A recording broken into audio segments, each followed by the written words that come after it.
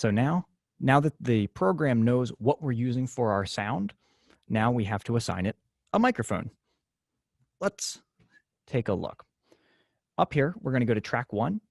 You don't need to keep it named track 1. You can rename it if you want, but for now, we'll just keep it track 1, where it says default stereo input. We're going to click that. It's going to give us some options. We want to go to mono, and it's going to do microphone 1, or we can do microphone 2. And that's because this audio interface has 2 inputs that we can use. I'm currently plugged into the number 1, so that's what we're going to use.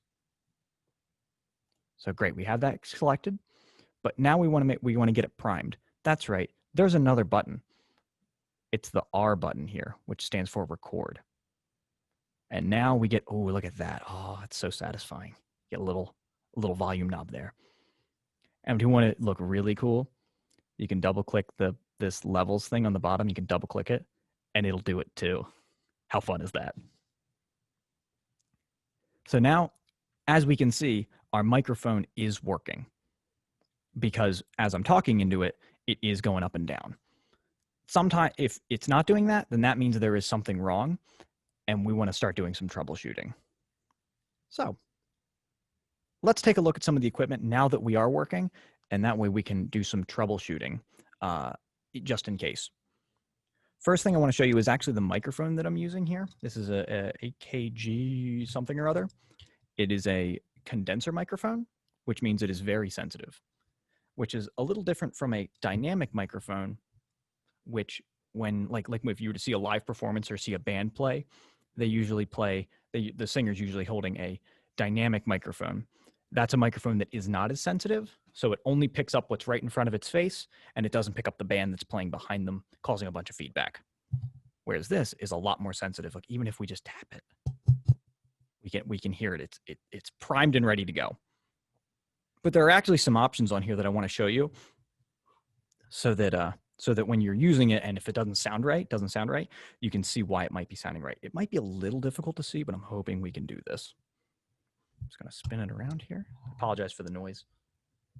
Okay. So if you can see that, there's like 2 little tiny switches here. One of them is a flat line, and the other one has another line that drops off. We want to make sure it's selected to flat line. And then there's another one here. One side says 0, and the other one says -20 dB. We want to make sure it's selected to 0. The only time you would really adjust these is if you are recording in non-ideal settings, which in this case, we're kind of recording in ideal settings, so we don't have to worry about that. One moment. Apologize for the noise. Just a quick rundown I wanted to give you of that. I spent quite a while adjusting the microphone so it is correct, and now I have messed it all up. Okay. Ooh. Please go back. Thank you. Please. Okay. Next, I want to show you this audio interface again. Ta-da! So our microphone is plugged into here, into the number 1 spot. Number 2 spot here. Oh, there we go. You can see it really good there. Number 2 spot is empty. You can put a microphone, or you can actually put a 1/4-inch cable in there. That's for like instruments and stuff. Susan, I got you covered. Next, we have this little red button. It says 48 volts, 48V. Condenser microphones like this are very sensitive and they need extra power. It's called phantom power. And so by clicking that, you activate phantom power. If I turn it off,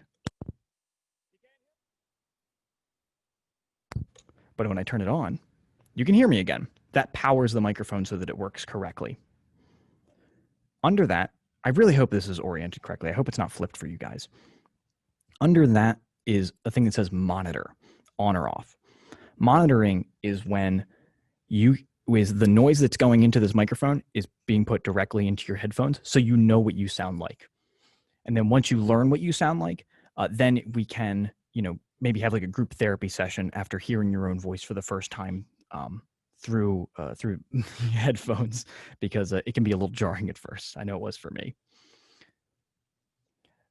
This big knob here says monitor. I'm going to be honest with you. I have yet to find a use for it, but actually the real monitor is this little knob here that adjusts how loud you're hearing yourself. So just for the sake of argument, we are going to set the monitor to be about 50%. And then this you want to set to your preference of how loud you want to hear what's going into your headphones. And then, oh, I almost forgot. Do you want to show that bigger, Dave? Like, stop sharing your screen. Oh my gosh, I forgot. You're right. Oh, good call. Let's do that. I'm going to stop sharing. Just I'm thinking, I'm like, I want to see. I am so sorry. No, that's okay. Let's go. Hold on. How do we unshare? Oh my gosh. Oh, okay, good. Okay, let's try that again. Just one more time. I'll run through it quickly. So our microphone is being pushed through here through number 1. Number 2 is empty, but we can put like an instrument or another microphone into that if we so want to. Number 1, you'll see here there's a little knob here that's kind of flashing as I'm talking. That's our gain knob. That is our volume control. So that affects how loud, how sensitive this is. So if I turn it up, I get really loud. Here, so if I turn it down, I'm about 50%. So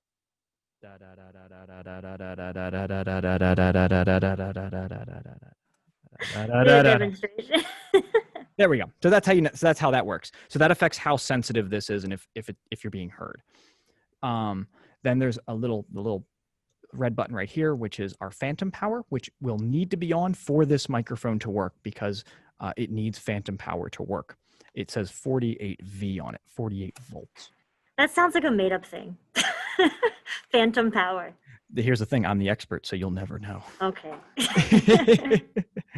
Next, under that is our monitor button, which I was telling you that means we can hear ourselves. Whatever goes in the microphone, we get to hear back to us.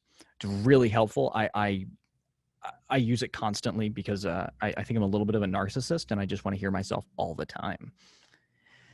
Then we have this tiny little monitor button or monitor knob where that affects how loud we hear ourselves. Just a volume knob for the headphones themselves. Yeah. So I wanted to make sure I showed you this because I think, first off, this is amazing. I love this little thing.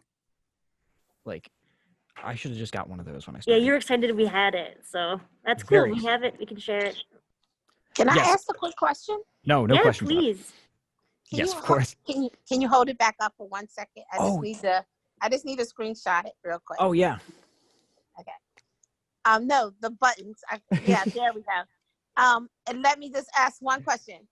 That one that right here in the middle, you said where you could put another microphone. Yes. Yes. So if it's 2 people in the booth, then you should add another microphone in that part right there. Yes, that's right. Because it also comes with its own.